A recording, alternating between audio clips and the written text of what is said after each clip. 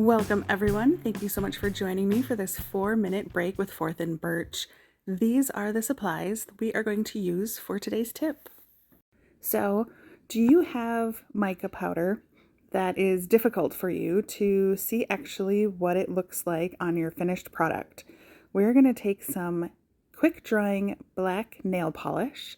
We're also going to take some tacket, which I've mixed with some water, and we're going to paint it on the lids. So first I have my dried black nail polish on the top of the lid, and I am putting a very thin layer of my tacket mixture.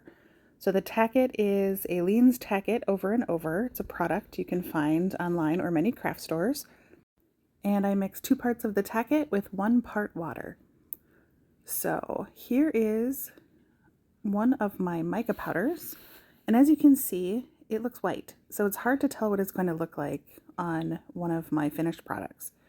So I am taking a little brush to basically burnish it on, and I put the tacket not only over my dark nail polish, but I also put some of that tacket on the white part of the lid, so you can see what the mica looks like both over a dark base as well as a light base. Now these micas are from Woody's Goodies. They are the Magic Peacock bundle or series. So they're actually meant to have their colors shine more on dark surfaces or dark bases. As you can see here, you can't really see the colors that well on the white background.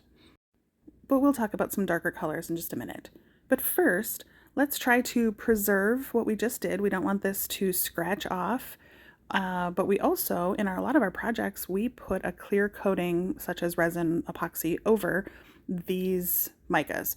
So I'm using a clear coat nail polish to, like I said, help preserve what I did so it doesn't scratch off of the lids. And then you can see what it looks like under a more glossy coat, which actually brings out the colors even more. Now, I typically wouldn't use those type of micas on a light colored background, but what about this? What about a regular colored mica? A beautiful sparkly, this is juniper from Woody's Goodies, and I did the same thing. So here we're burnishing it over a dark background, but where I brought that tacket over the white area that did not have the black nail polish, you can see what this would look like over a light color. And both are very beautiful, but also very different. So this is something that will help save you time in the long run later when you can't quite pick out the mica color that you are looking for. You just have to look at the covers and you will see exactly what it will show up like on your project.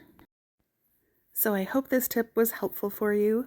Thank you for joining me with the 4-minute break with Fourth and Birch, and I will see you next time.